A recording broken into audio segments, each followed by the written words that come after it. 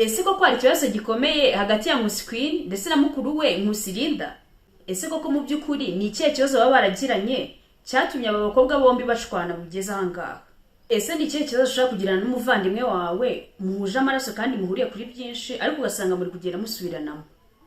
Ese koko ibi bintu birakwiriye kugeza n'abavandimwe babiri basubiranyemo ku mbuga nkoranyambaga? Ese koko byaba ari ukuri Nkusi Linda ndetse na Nkusi Queen baba bafitanye ibibazo? Reka tubisesengure dukurikije n'ibiri kuvuga ku mbuga nkoranyambaga. Nguhaye ikaze. Linda ni izina rimaze igihe rizwi mu myidagaduro nyarwanda. Uyu mukobwa ndetse wabaye n'umumama yamaze kumenyekana cyane cyane mu Rwanda, amenyekanye mu mideli. Aho kandi uyu Linda yigeze kwitabira Miss Rwanda 2021.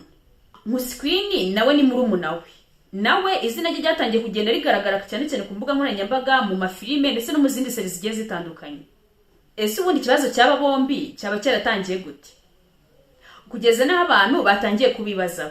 Mu minsi ishize inkuru yakwirakwiye ku mbuga nkoranyambaga hazamo kutumvikana hagati y'aba bakobwa bombi, ya Linda ndetse na Queen. Abantu bamwe batangiye kuvuga ko Queen yarengereye, aho Queen yavuze amagambo abantu bamwe na bamwe batangira kuyabona ukundi. Bamwe bakavuga ko yarengereye, yavuze ibidakwiriye, abandi batangiye kuvuga ko yaba ari Linda mukuru we yavugaga. Ariko mu by'ukuri ntabwo yameshorinze izina. Abantu bamwe batangiye kugenda bamusaba gusaba imbabazi umukuru we, abandi bakamubwira uti nta kintu kidasanzwe yavuze, ibyo yavuze ni ukuri. Ayo ni amakomenti agiye atandukanye abantu bagiye batanga. Ese koko ubundi ni iki Queen yavuze cyatumye Linda arakara bikagera naho basubizanya ku mbuga nkoranyambaga? Aho Queen yari ari mu kiganiro ku kinyamakuru tudashatse kuvuga, yari arimo aganira avuga ukuntu nyine mu buzima busanzwe hari abantu barengera bakina amaprank cyane cyane ku mbuga nkoranyambaga. Ugasanga uri kwita umugabo wawe amazina, rukugenda umufata nabi, uri kumubwira amagambo atari meza ndetse n'ibindi bigiye bitandukanye.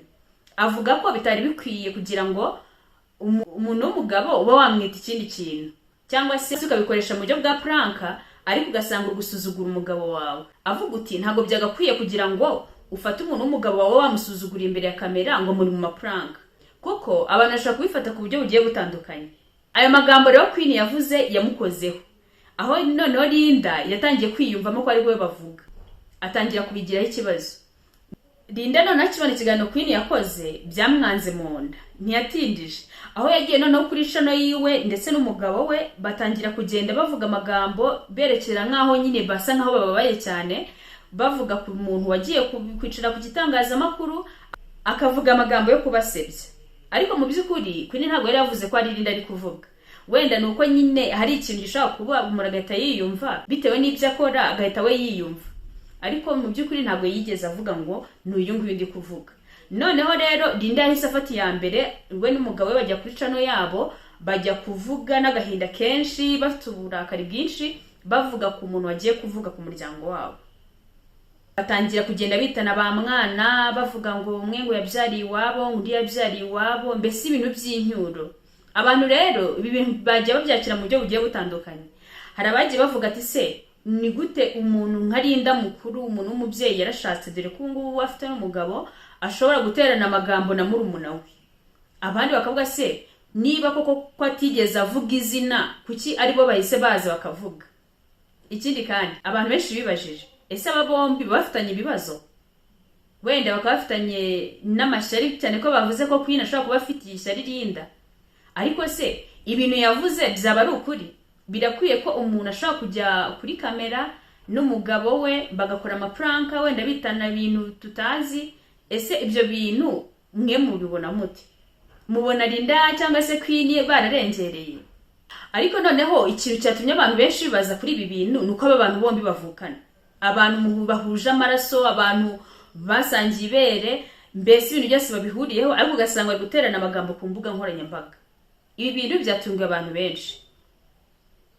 Bamwe baribaza se bafitanye ikibazo gikomeye cyangwa ni ibintu byatangiye kera bakaba bari kubigaragaza ubu ngubu? Muri aba bombi rero nge nta n'umwe nacira urubanza, cyane ko nyine bo ubwabo bafite ukuntu baziranye, bafite ukuntu bavugana. Ikindi kandi bo ubwabo bafite ikintu bapfa byanga bikunda, kuko nta kuntu abavandimwe babiri umukuru murumuna bashaka gupfa ikintu ku mbuga nkoranyambaga bugasanga byanakwirakwiye ahantu hose kubera ikibazo kimwe. Bo ubwabo bakakwiye kwicara bakabiganiraho, bakabivugana hagati yabo, cyane ko baba baziranye cyane aho kugira ngo biteze imbuga nkoranyambaga, kuko abantu benshi bafata ku buryo bugiye butandukanye. Ese koko ubona Queen ibintu yakoze byari bikwiriye? Ese koko ubundi ubona Linda we kuba yaraje akaba yajya ku kinyamakuru runaka cyangwa se akaba yamusubiza mu bundi buryo byari bikwiriye? Twandikire muri comment. Aba bombi ni nduri mukuri, mubona ari nduri mukuri? Ahubwo se ubona hagati ya Linda ndetse na Queen byari bikwiye kugira ngo bahangane aba bombi?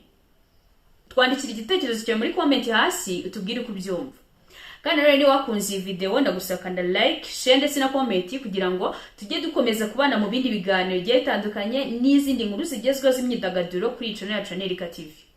Mwakoze kudukurikirana, mukomeze mugire ibihe byiza.